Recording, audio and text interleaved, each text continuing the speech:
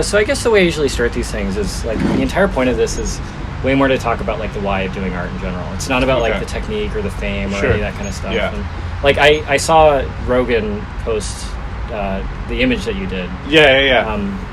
And I guess I wanted to talk to you because you've created this like iconic image, you know. Right. And for a lot of people, especially a lot of art students that I meet, their goal is to make like iconic images, you know. Sure. Things that everybody knows about, things that everybody sees. And my hunch is that like once you do an iconic image, it's not like your artistic career is finished, you know. Yeah. Nothing changes. Right. It's like you could do the most popular thing on the planet and no one, like your day-to-day doesn't change, you know. Yeah, not at all. Not at all.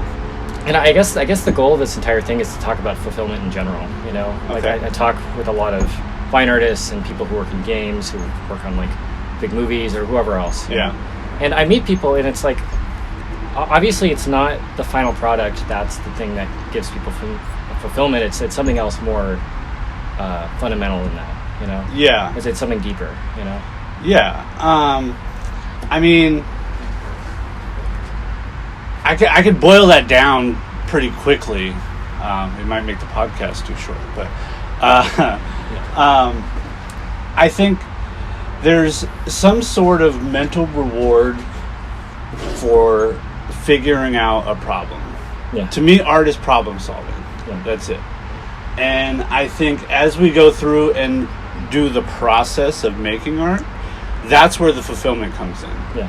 And even though it's not about an end product, I think where we get like a hit of dopamine from our brain naturally is in completing the process. Yeah. So I think for me, a part of it is the challenge, and then the reward is, I completed that challenge. Now I can move on to the next one. Yeah. But I think real artists have this drive to keep going after that challenge. Right. And I think for me, it plays like the biggest role in that I think there's something about having repetitive goals and accomplishing them. Yeah. You know, so most people have different types of goals, like in their day-to-day life, right? Like, I want to lose weight, I want to eat better, do this, do that, fulfill some dream. And maybe it doesn't happen. But I think for people who make art and get this like strong reward from doing it, it's that working process and finding an accomplishment in completing a task. Yeah. It can boil down to something that simple, you know? Yeah. Absolutely. And even the fact that you evolve with each new work, in a sense. I always say I make the same painting over and over again, but it just looks different and has a different meaning or a different context. So yeah, I think that accomplishment of completing tasks is a big part of the fulfillment in art for me, and I kind of see it in other people too. Yeah. Well, hey guys, sorry to interrupt the conversation. I just wanted to take a second to say this episode is sponsored by Men's Map. It's Ahmed Dori's painting course that he released last year, where he goes through his step-by-step process for teaching you guys how to digitally paint. He starts with basic cubes and then moves on to more complex shapes like portraits and figures. And then he shows you how to use those for things like concept art and complex illustrations. He teaches his entire curriculum for what he'd be teaching at a real college like Art Center or Cal Arts or something, but at a fraction of the cost. So if you were to go to Art Center, you'd be spending $3,000 or $4,000 on a class, but if you take it with Ahmed, you get to learn everything that he would teach inside the actual class environment, which to me is way better because, one, you get to keep the actual access to the class after you finish the course, whereas with a college, after the end of the 10 weeks or 15 weeks or whatever, you don't get to rewatch the episodes. It just disappears, you know, and it also costs 10 times as much. When it comes to trying to promote things and sponsors for this podcast, I really only want to try and promote things that I believe in. And I think Ahmed Dori is one of my favorite artists and teachers, and he's been pretty helpful to me in my development as an artist. I think that his painting course is one of the best ones out there, and I hope you guys check it out. Yeah, I think it's like the act of doing art, no matter what, is the same whether you're super famous or a student, you know? It's like you're sitting alone in your room. Yeah, there's no difference from when I was a 13-year-old kid drawing in my room to what I do now. It's almost the same exact process. Well, I think the hardest part is like especially as training as an artist, I know a lot of people who they want to maintain that childlike love of art, but then also finding the balance between paying bills, and getting the approval of friends and family, and killing your ego enough to be okay not being a super wealthy lawyer or something. Yeah, I mean, you gotta love it. And that's what I mean. The term real artist is so disgusting to say. Yeah. But there are people who I've seen in my experience who get this greater reward from the process of making art. And of course, you got to figure out that. I mean, you gotta, if you want to do it, you're gonna hustle and figure out how to do it. Right. If you love to do it, you're gonna starve a little bit. Yeah. If that's what you need to do. If you need to put money towards other things. I mean, it sucks. But if you really care about it and it means something to you, you'll give up most things to do it. Absolutely. When I think it takes some amount of spirituality or something to have that faith in your, having enough faith in your own ideas to be I can create something that somebody really, really cares about. Well, I mean, I think self-doubt is such a common feeling amongst. It's funny, to this day I still don't know what's gonna sell. You know what I mean? And of course, I'm lucky enough that I get commissions pretty regularly, and I can do other side jobs. I do mural projects to bring money in to allow me to make the pieces that are personal, intimate to me. And that I don't know are going to sell or not. I think the trust and the faith comes into the process. So it's you keep working, things are going to happen. And I've never I'm horrible at marketing. It's not. I don't really sell myself super hard. I just focus on getting work done. And it seems to me that if you're putting your nose to the grindstone and doing the work, these jobs and things will come along. Even the Rogan thing, it's I wasn't out trying to get that gig. A marketing firm, for instance, they're sending out packets, they're sending out feelers, they're getting leads and trying to find companies to work with to get paid. And I've definitely taken a different process from that, in that I just try to let the work that I've made be the marketing. And if people trust me, they trust me to do whatever it is that I do. And if they don't, then they're not going to hire me anyway, and I'm not going to put too much mental effort and time into that. Now, I'm not saying that works for everybody, but I find that doing the work, staying consistent, and continuing to push what you do usually does the exterior work for you in some way. Well, and I think it's just the act of pursuing fulfillment. Things will work out in a way that you'd never expect, Yeah, I mean, I always say if I didn't sell a painting, I would still make all of them. So that fulfillment is there. The need to sell stuff so that you can continue to afford paint, pay your rent, and that sort of thing. I would go work a job. I say that, but maybe I wouldn't. But if I had to, if things didn't sell, I would still be making them. I even said probably 10 years ago, I got a really bad cyst in my wrist to where I couldn't use my right hand for a period of time, and I painted with my left hand. Because it's a necessity. I think for artists, if you want to do this as a long career throughout your life and rely on it, you have to do it. You have to. And it's not just a want or a craving for fame or money. We all sort of have that. It's something everybody wants. We want to be comfortable, right? And I think most artists even are not even so concerned about being hyper wealthy, but just being comfortable enough to pay the bills. Pay the bills, do what you want to do. Because that's part of the young artist mind, is you do what you want to do. And if the value of doing what you want to do and having that freedom is more important than, say, eating 3 square meals a day, or having like fancy new clothes or buying shit you don't need, Yeah. then do it. Yeah. But if that scale is tipped to where it's like, I need the new fucking Nikes or whatever the fuck, or, you know, like, I really want this luxurious lifestyle of, you know, fancy furniture and clothing, then maybe you should go be a lawyer or, you know, whatever, like, focus on making money. Because for me, the art practice isn't about making money. Like, I even pretend like I don't sell the paintings. I give somebody the painting, and they just give me some money as a thank you. Yeah, right. Like, I look at it in a completely abstracted way from the normal capitalistic absolutely endeavor. It's not an exchange of services. It's like, you know, it's like a trade. It's like right. a trade. Right. And I think that's pretty common. We see it in the art world culture where wealthy people are exchanging a sort of lifestyle with artists who are probably way poorer than them, and they're exchanging a little bit of wealth for this feeling of creativity and, you know, freedom and uniqueness, and that's not necessarily why rich people are buying art these days, but I do believe there's an exchange there. Well, that's our first friend. Another one that might come in.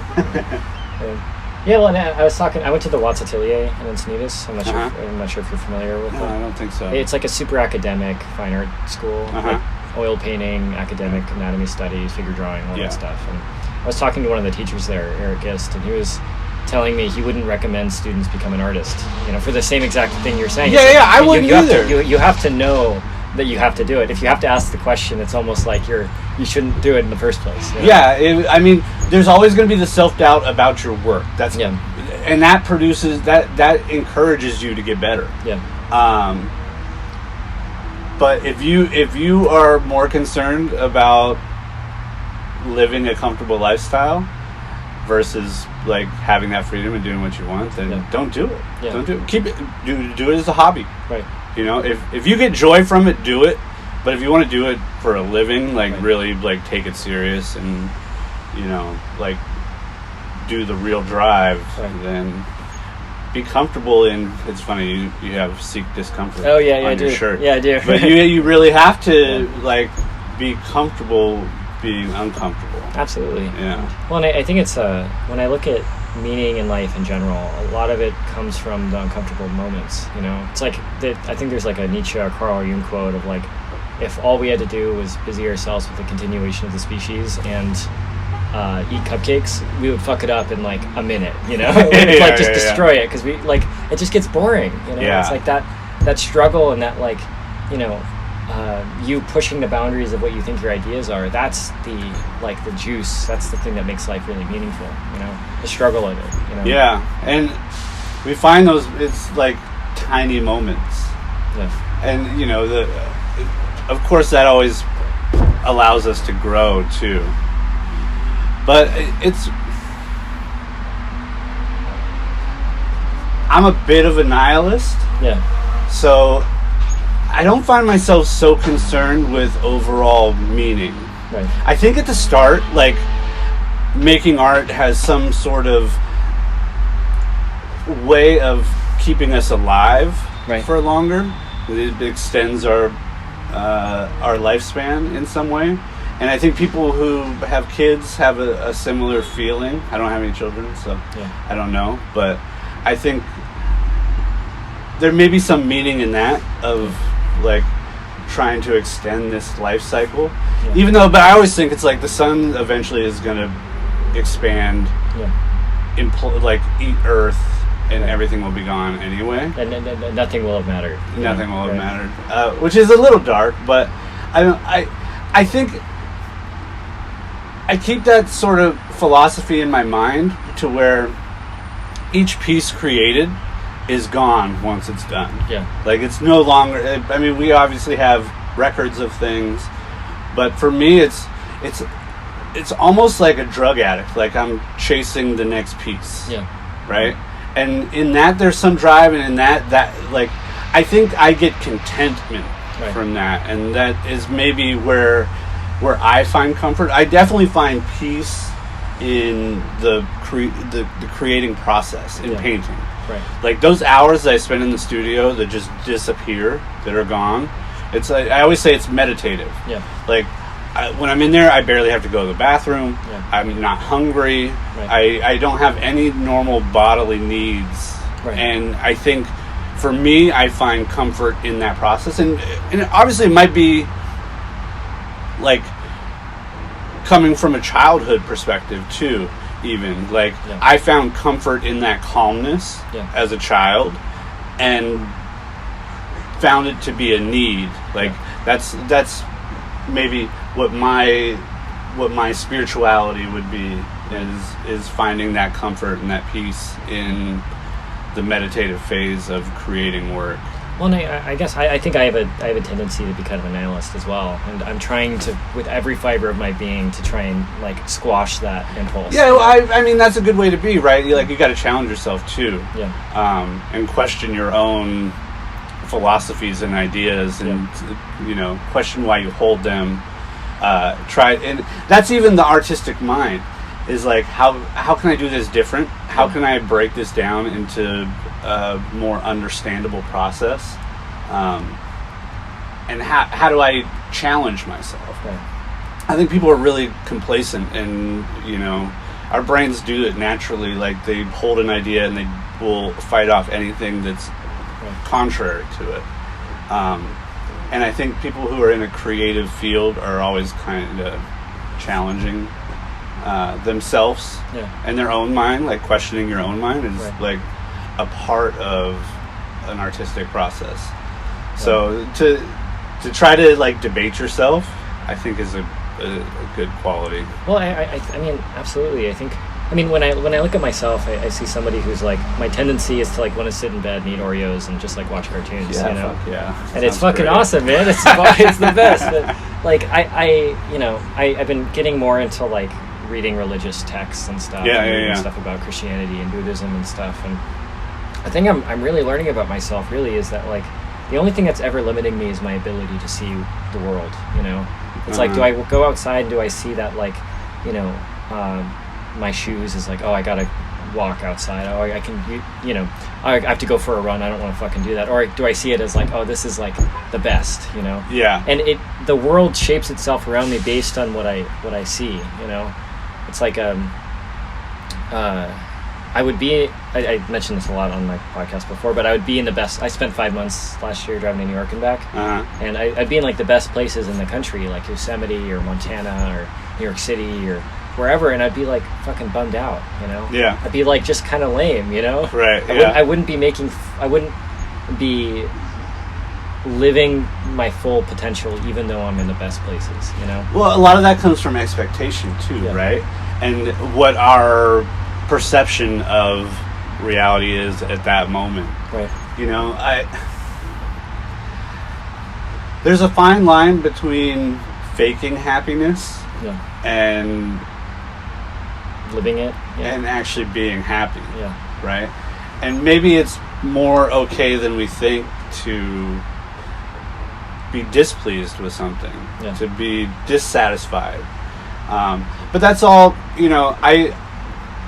I find there's certain things that will make your day easier, but it's getting that fulfillment, right? Like doing the things that you love or that make you feel good tend to slow other things down. Even so, I do Brazilian Jiu-Jitsu, and I use this analogy a lot, to where if I'm driving to class and somebody cuts me off, I'm like, fuck you, you're an asshole, like, what the fuck, like, have some respect, the whole nine. I go take my class, drain my physical energy, like, completely, like, empty the tank, and drive back, and then somebody does the same thing, I'll just be like, completely look at it completely differently. Yeah, that's fine. Well, and the world actually becomes a different place, really. It's like, you go there being angry and frustrated, and you leave seeing the world as more positive. I don't know how people keep that for long periods of time.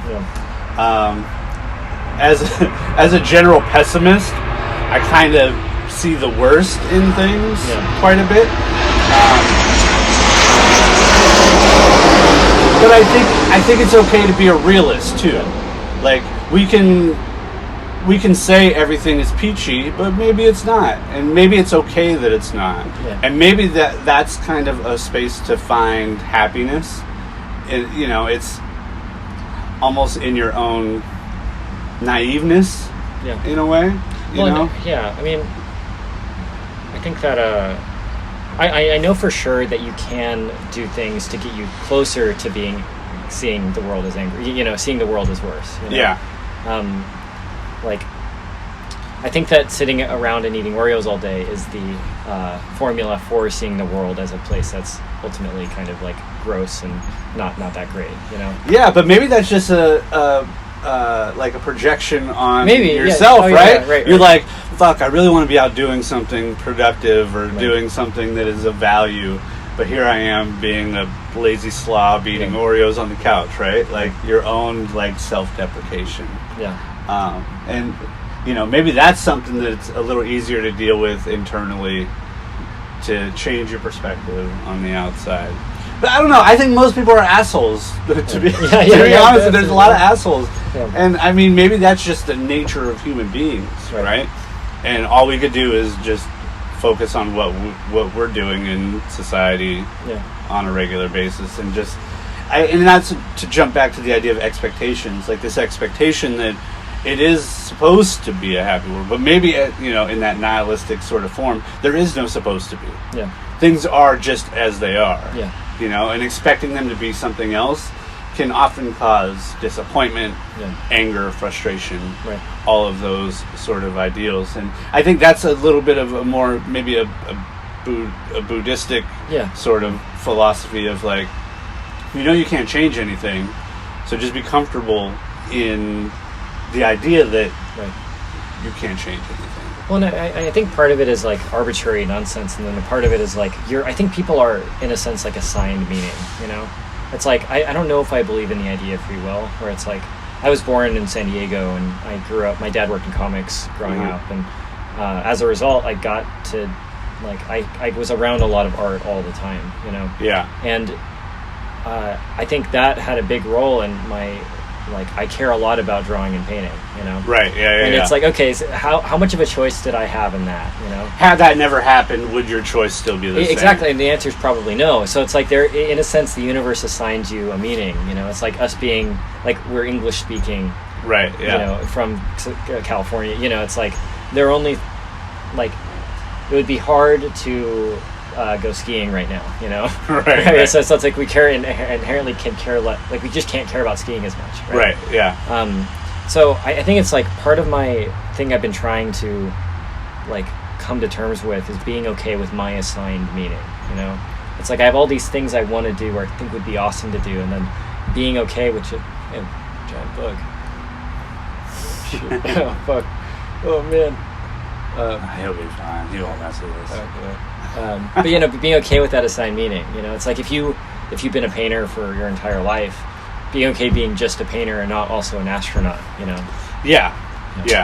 And I mean, I could say for me, and I would assume for other people, when you're an artistic type and you tend to get a skill at something early on, you get rewarded for it. Yeah. You get certain attention, you get certain accolades, and I think that is a big driver for a lot of people.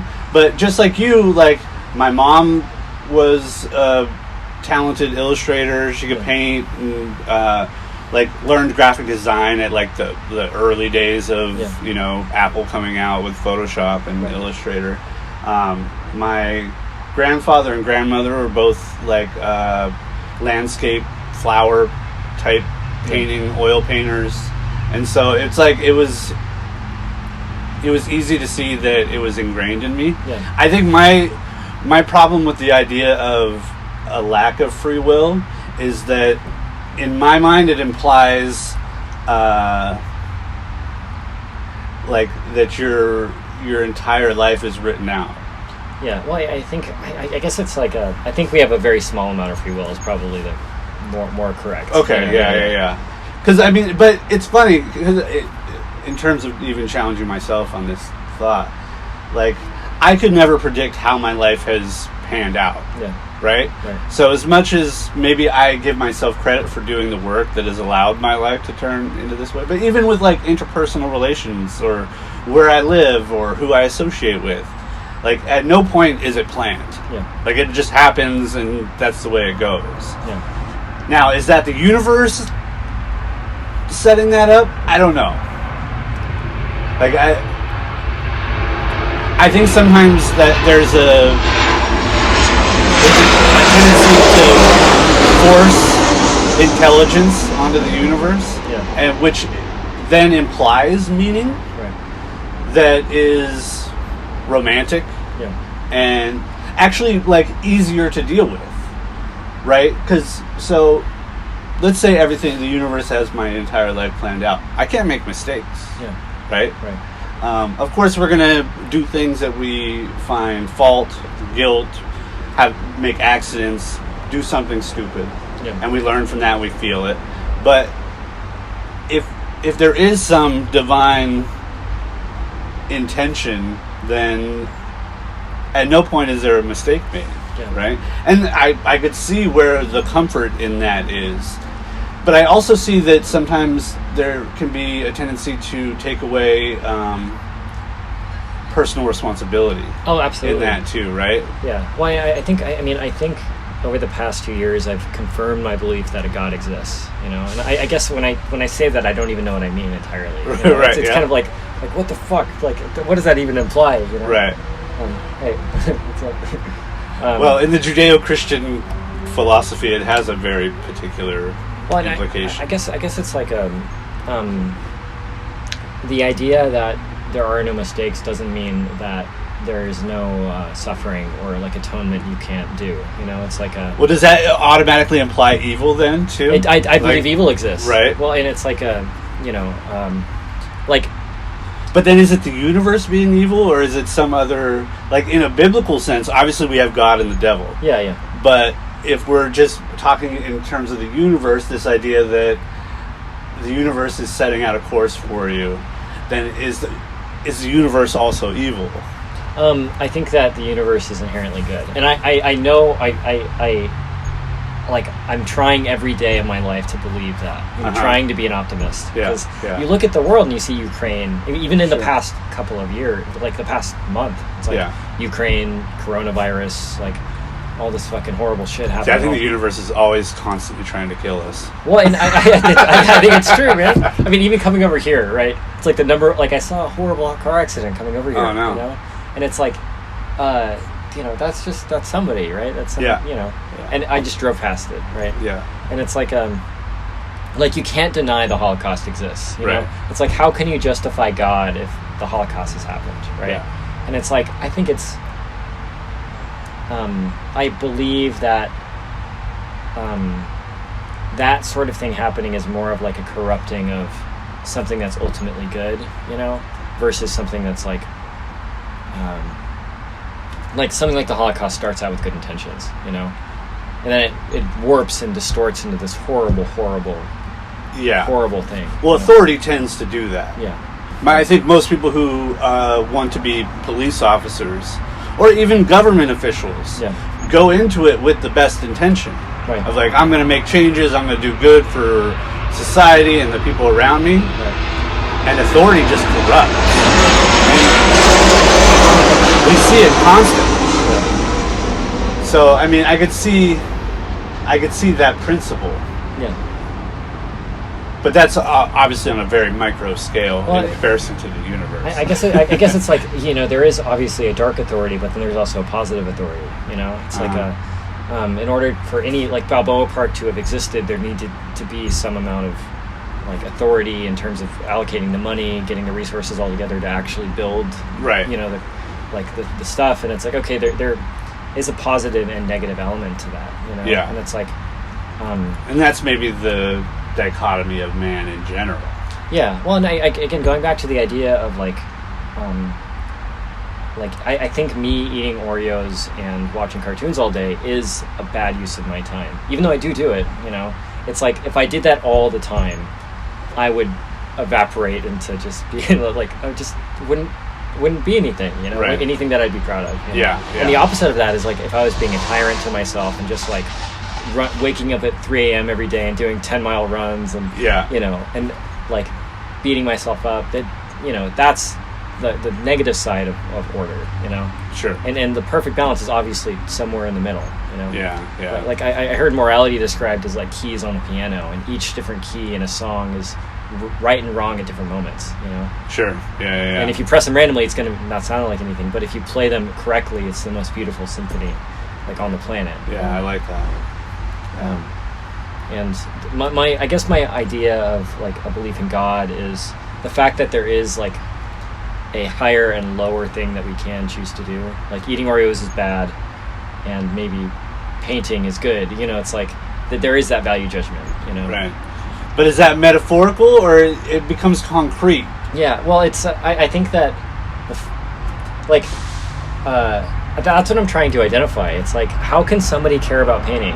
It's like, how can anyone care about anything, right? It's like, the second you think about our lives for a second, right? It's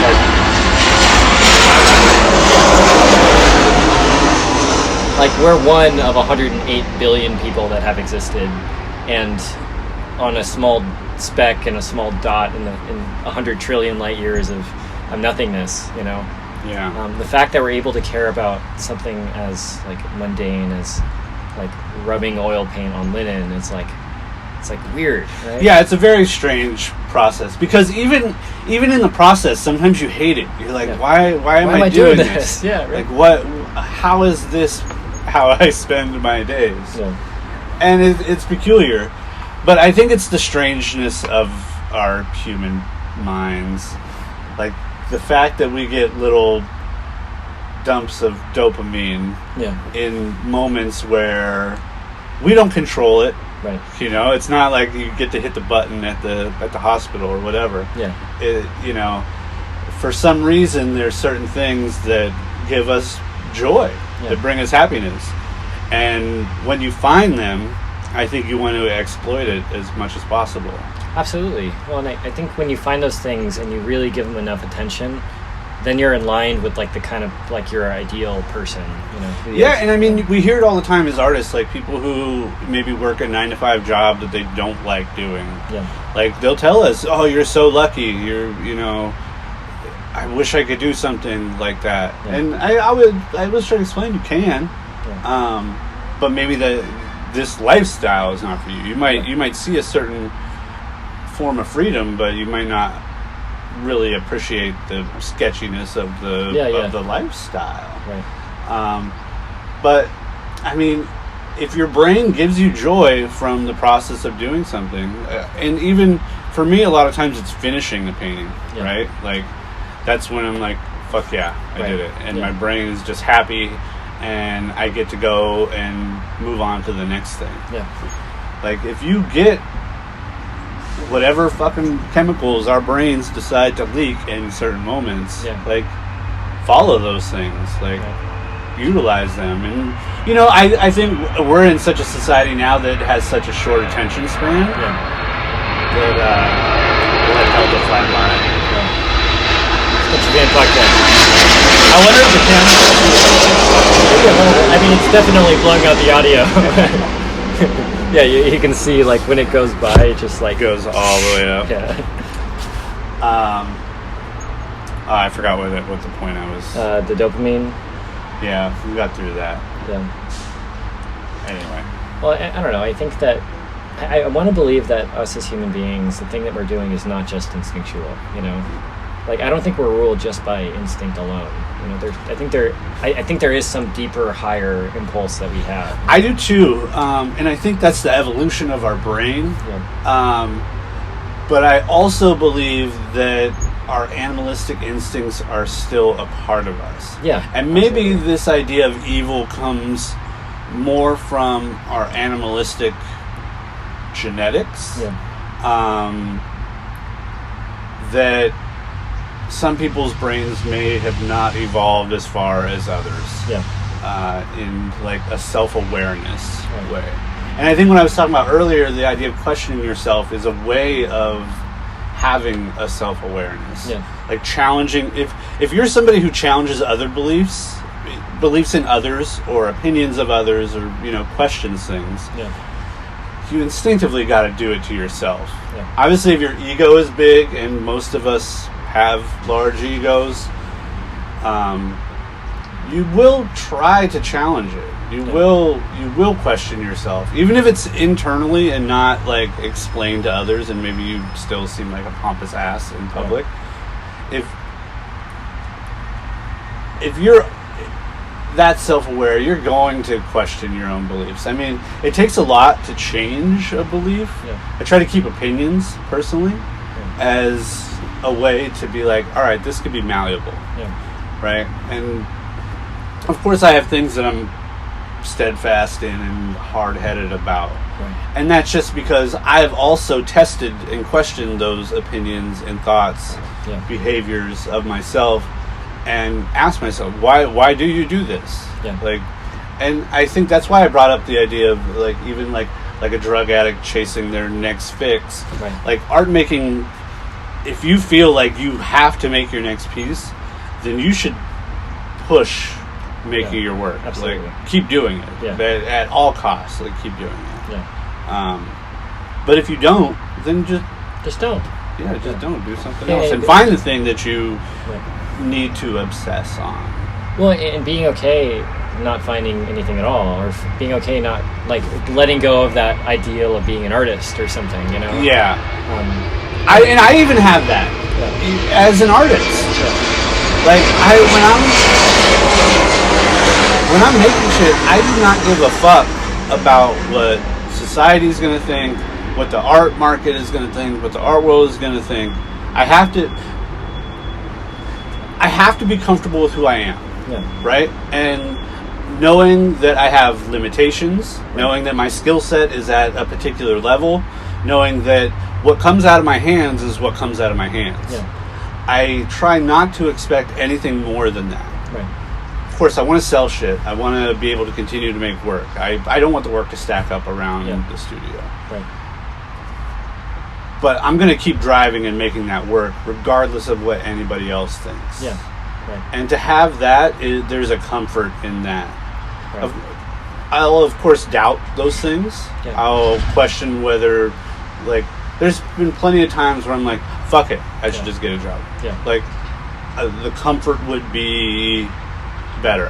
But when it comes down to it, the ownership of your time, I think that's a big part of being an artist. And anyone who is even an entrepreneur, right, who wants to start their own business, it's because they want to support themselves, have the freedom of their day, I think. And for me, the fact that we're sitting in the middle of Balboa Park on a Tuesday afternoon is an immense value. Yeah. It's you can't quantify it in dollars, but the fact that I'm able to say, oh no, I'm not going to go sit in an office for 8 hours and give you my time is incredibly valuable. And maybe it means I live in a smaller apartment. Maybe it means I have to budget my food costs. Yeah. But fuck you. Yeah, right. Fuck you, I got my time. I can go out in the sun whenever I so desire. Well, it goes back to the idea of the world being what you see it is, and if all you do is you walk into an office and all you see is fluorescent lights and fucking big pens and having to do spreadsheets all day, the world becomes that. Yeah. Right? It's when it is everything all around us at all times, Yeah. It's you literally open the world up to you when you when you give yourself the permission to be uncomfortable and also not have that status and that money. Yeah. And it should never be about that. It helps to have a career to where you have 1 million followers and people are paying you, of course. But the goal should never be that. Yeah. Well, the goal should always be to focus on the work. And then it ends up being what ultimately is the most important, and the satisfaction that you get from the work itself. Right. Because I think there's plenty of people who do things because and especially in the way our social media status is set up, we get that same probably dopamine rush from people liking our stuff, all the comments or whatever, and so there's a reward in that, but it can be deceiving. And I think I'm old enough. I started making work before the internet really became what it is. It was going, but I wasn't looking for that validation. And I think that's what I mean too by like not giving a fuck what people are gonna think. Like, if of course I'm in a gallery and people don't want to buy my work or don't like stand and look at it for a long time, of course you get a feeling of like, it sucks, but fuck it. Like, I've already been paid in an internal way by making the work. Absolutely. And everything that comes after is just a profit. It's just a bonus. Absolutely. Well, and I think, I don't think it's wrong to seek validation from other people. It's like us, again, going back to our primate instinctual brain, we're monkeys fundamentally, right? Yeah. It's like we want to be approved by other Apes. monkeys. Apes. Yeah. Well, we're apes. Okay, fine, whatever. Yeah. No tails. Yeah. But gorillas, I think we're mostly chimpanzees. Let's get specific. But I feel like a gorilla sometimes. Yeah, I feel. I don't know what I feel like, but I'm too lanky to be a gorilla.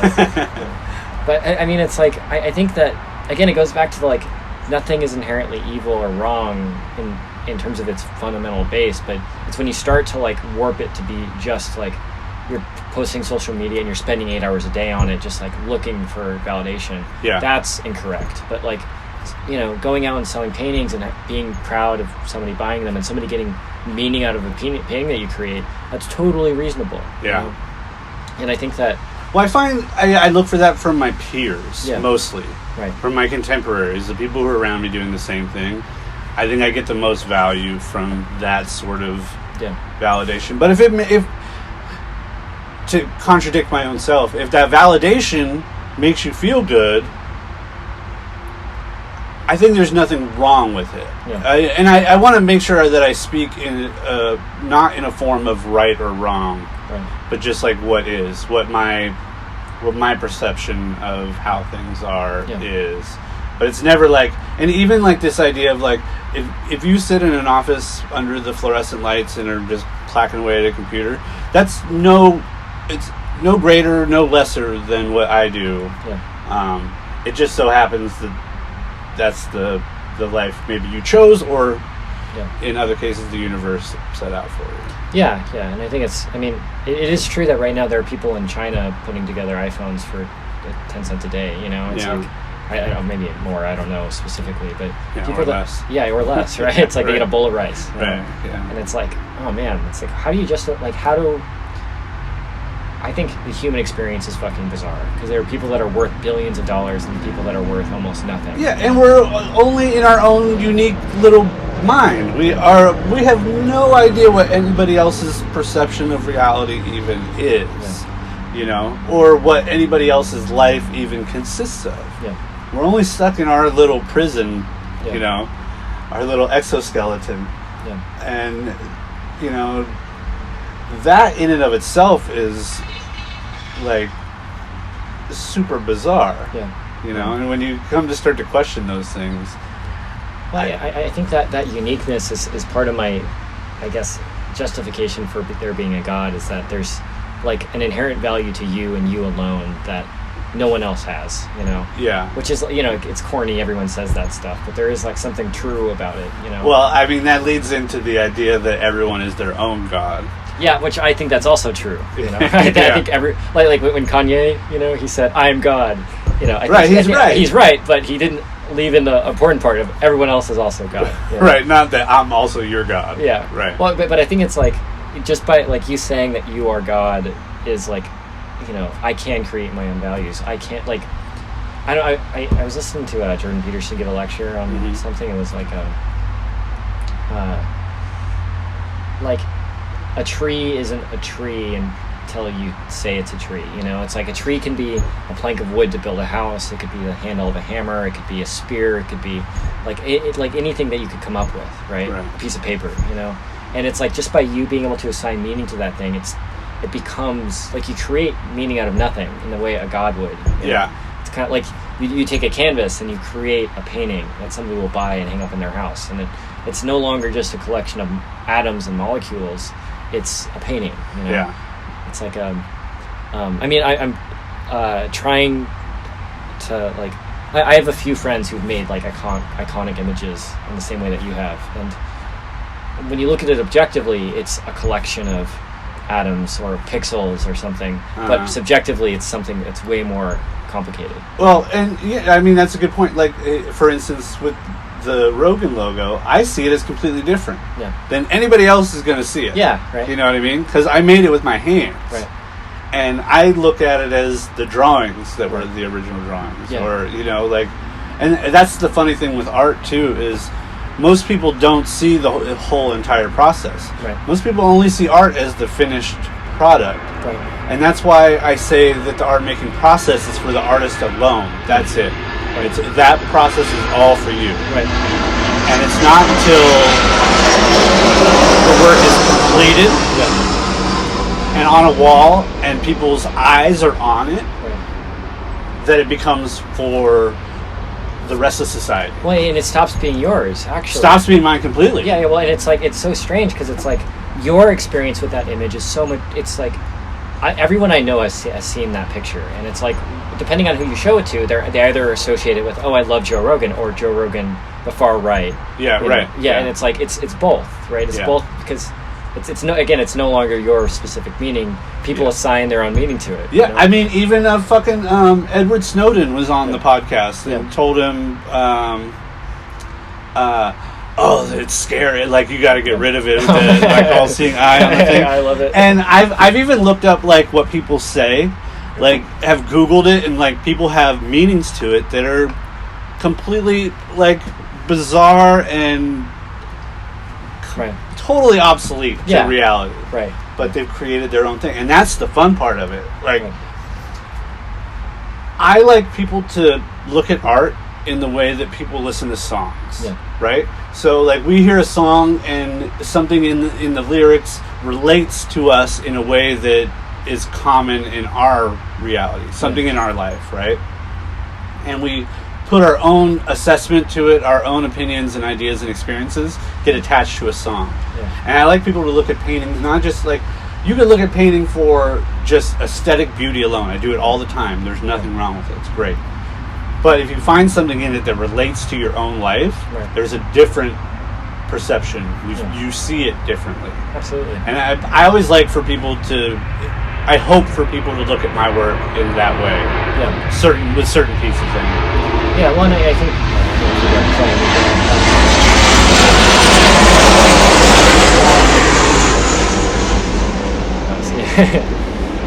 I think that a lot of people miss the point of art in general, because I think it's not...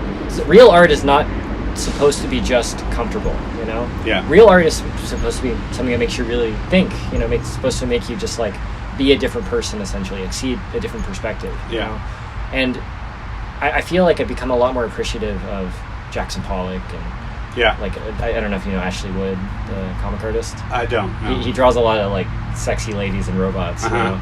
And, but it's like very, very rudimentary, or I guess Picasso or Van Gogh, or, you know, it's like, it's not like a Bouguereau painting or like a, you know, just fancy, like old-timey, you know, classical painter, you know? It's something a little bit more challenging than that, you know? Well, I think I got probably about 10 years ago, I was in New York for some of the art fairs there. Yeah. And there was like a section of very minimalistic sort of geometric abstraction that I found just like thrilling. Yeah. And maybe I hadn't before. And seeing multiple booths with particular abstraction and finding the ones that were good. Yeah. And not exactly knowing why they were good. Right. But having the feeling, almost like a different sense of what makes something good. Yeah. And the fact that it exists in that form. And that it could, you know, back to this dichotomy of man, and then something that could be very similar, but isn't good. Right. And you can't sort of consciously break down why. Right. And I think there's something mystical in painting in my experience that has that sort of confusing quality of why it's good and why it's not. Yeah. But knowing that one is and one isn't. Well, and again, it goes back to the idea of the God thing. You know, it's like somebody else might have a different definition of good and bad that you do, but you have a clear definition of what you like more and less than another thing. You know. Yeah. And I mean, so I tried to work in video games for a little while. I was a concept artist, and I was like, I would show people around me like, oh, this is the best art, you know, and they'd be like, I don't know, like, what the fuck is wrong with you, you know? Do you know what you're looking at? And, you know, and it's like that frustration I found is like my definition of good is so far removed from what somebody else's that it's like the only thing that is good is what you decide is actually a value, you know? Right. Yeah. And it's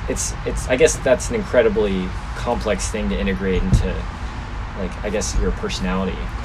Yeah, and you know, and then you don't sometimes. You don't have to, because it's like the perception that changes when a famous person says that you're good, or a particular gallery says that you're good. It will also tend to change the flock, for lack of a better term, and convince other people that what they may not have thought of as good now has changed. And I have that with a lot of different artists. Like, when I learn about them, my opinion can sway one way or the other. Right? Like, if I meet somebody, or let's say I just watched the Andy Warhol diaries. I read the diaries when that book came out. My opinion didn't really change of Warhol. But then when I watched the documentary on the same, just based off the book, like, I saw this different humanness in Andy Warhol that made me appreciate his work more than I did before. And that's an interesting thing, how different parts of our lives can change what our perception really is. Well, I'll wait for the plane to go over again. I did one in New York, and the return. I mean, I've had this like love-hate relationship with Norman Rockwell for like 3 years. Where I'm like, I fucking love Norman Rockwell, and then I fucking hate his guts. Yeah, and it's like funny. I feel there's like this transition from like as like a naive student, I'm like, I love his work. Then I learned more about him and his life, where apparently he was like an abusive father or never around. You know. Like not that ideal that I hoped he was, you know? And the expectation, and then I was like, oh, this guy sucks. And then I was like, as I'm, you know, becoming a little bit more mature and I guess more well-rounded, I'm like, oh, like he's taken off the pedestal, and he's no longer that ideal, but he's like a person. He's just like me, who's flawed, you know? And it's like, okay, sure, like, he didn't do things that in a way that I would have hoped he would have. He's not that perfect ideal, but he still has brilliant work, you know? And it's like being able to detach that brilliant work from him, and also like, and the not so great things about him that also do exist. And I think Rogan is actually, like, when I look at the way he's progressed, it's like a lot of people have ideas of the way he is. Like, and a lot of those ideas are wrong. too. A lot of them are wrong, you know, and it's like they see the idea, like, you know, the headline on the news of him being a far right or you know, whatever, right? She's far more centrist than anything. And I've had I've traveled with him and have hung out with him a bunch, and you see it's funny, you see a completely different person than what is portrayed. You know. But that's the nature of things, and it's like, what are you going to do? You're not going to convince anybody, that already has like a staunch opinion on somebody based on very little information. But you see people do that, and that's back to that idea of like challenging yourself. Like, people who have opinions about certain things, especially strong ones, should constantly be trying to prove themselves wrong. Well, and I think it's like part of the limitation of being a human is that you can only look at things in a really abstract way, you know? It's like when you see it, you know, like I don't know a lot about the English language, right? I'm pretty fucking stupid. Like, I don't know. I couldn't define what an independent clause is. I don't know how to use a semicolon. It's like, I should know that stuff, right? But it's like, like iambic pentameter, no idea, right? But it's like, I can speak good enough to you to communicate our ideas. Sure. You know, but I have this abstraction of what communication is, you know? Yeah. And I think the problem with, like, we have to simplify things in our brain because we can't focus on everything, you know? Yeah. So, you know, I think unfortunately there are a lot of people on both sides, like, that are, whether it's artists or musicians or politicians or whatever, that have to be that abstraction because there's no way, they've grown past the idea of, or the scale of being a person, you know? No one's willing to look closely enough at them to be able to listen to what their ideas actually are. Sure, you know? sure. And I guess it goes back to the idea of, like, no matter what you do, somebody is going to dislike your work, you know? Yeah. Like you just can't escape it, you know? And some people aren't going to give a shit at all. Yeah. And that's totally fine. That's totally fine. I think as an artist, you find your, like, core group. Yeah. You know? You find, like, I have a handful of collectors who have, like, a lot of paintings, like more than 20 paintings. Yeah. And I think that's something, like, career-wise, it's helpful to have. And if you're working, you're going to find those people. Like, it's like magnets. Like, they're eventually going to connect. Right. The more you push your work and keep putting it out there. Yeah. Did you have any advice for... a lot of art students listen to this, I think. Mm-hmm. And, do you have any advice for, you know, younger kids or younger students that want to, I guess, make it and make their art their living? Oh. Yeah, I mean, everything that we've talked about so far, I think, is the good advice. Like, be realistic. Yeah. Be honest with yourself. Don't have a lot of yes men or women around you. Yeah. I think one of the problems I find in the San Diego art scene is that there's a lot of just ass kissing. Yeah. Like, I think people, obviously art students who are in an art school face it. Like, I didn't go to art school, so, like, I probably lost a lot of that, or, you know, that criticism that you could find. Like, it's good to take criticism. It's hard on your feelings. And you got to be self-critical, you know, just in the way that somebody else would be. While at the same time, you got to accept yourself. I think maybe that's the better advice. Yeah. Is be comfortable with who you are and what you create. Yeah. Like, don't have this expectation that you're going to be I think a lot of people have this expectation because their mom tells them they're good or their friends tell them that they're good, that they're going to be the best. Yeah. Right? Like, be understanding that you're not going to be the best for a while. You got to make a lot of shit before you make something good. Yeah. Now, there's anomalies, right, who are just people who are brilliant savants and just make it happen somehow. I don't know how they do it. Yeah. But you got to put in the hours. Like, just put in the hours. Realize that what you make is not going to be exactly what you thought it was going to be. It might not be as good as you thought it was going to be, but allow that to be the catalyst and the drive and the muse, if you will, for your future work. Right. So always be thinking about that next piece. Once you get done with something, it's like you're building a tool belt, right, or a toolbox. Like, you're finding all these different techniques, these ways of making things. Make mistakes too. Mistakes are the biggest catalyst for growing and getting better. And be comfortable in experimentation. Yeah. Like, don't get complacent. Like, keep pushing yourself. Do something completely off the wall. Yeah. Be spontaneous.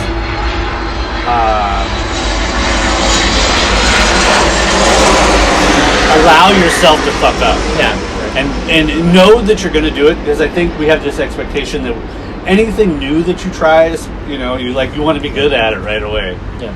And be willing to put in the work, I think, is probably the best advice I have. Or be a lawyer. Yeah. Yeah. Did you know, your free time? Yeah. Open up a music store. Yeah. Open up a coffee shop. Buy Bitcoin 10 years ago. Seriously, do whatever your trust your instincts too. Yeah. I guess. I guess for me, this entire podcast, the point of it is to get out of my comfort zone a bunch. Like, I'm inherently a nervous, scared person, and my impulse is to wait for everything to be perfect. It's like to plan ahead far enough to like make sure there aren't planes going out, or make it cleaner. It's like, but I found that that's just not my personality. Like, it's either do it this way or not do it at all. Yeah. And I found it's actually way more worth it for me to do it this way. That's my exact point. Yeah. Like, do it how you would do it, or just don't do it at all. Yeah. Right. And being okay at being whatever it ends up being. Yeah. Just cut out those expectations, and you'll be surprised what lands in your lap. Like, what comes to you just by letting go of expectation and like trying to perceive what the future is, because there's no fucking way to do it. Yeah. And that's part of what I was saying about like still not knowing what's going to sell. Yeah. Like, I just do it and hope for the best. Yeah. And what is and move on. Yeah. The less you expect, the more comfort you'll find in that discomfort. Yeah. Yeah. Which I think is like it takes a lot of, I guess, growth, and also being the person that doesn't. Repetition too. Like, once you know you can accomplish something, then you're free to attempt it again. Yeah. Once you know you've done something, you know you can do it again. Right. It might not be the same, it might not be better, it might not be worse, but you have the capabilities. Yeah, absolutely. Yeah, cool. Well, we've been going for about an hour or so. Perfect. Do you want to keep going, or? It's your call. Cool. Here, let's see. Everything's running? Everything's still running. Are you going to have to edit out all the planes? I'm leaving it in. I'll leave everything in. Again, I like it being kind of like, kind of shitty. Real. Raw. Well, I guess, I don't know if I have anything else to ask you. Do you want to tell people where to follow you, or? Sure, yeah. It's Mike Maxwell Art on everything. Find me, say hi. Nice. Yeah. Sick. Cool. Sick. Cool. Awesome. Thank you for having. Are we doing doubles? Yes, I like that, doubles. Oh, yeah, dude. I appreciate it, man. Yeah, of course. My pleasure. Yeah, that was a good talk. Yeah, I don't know what we talk about.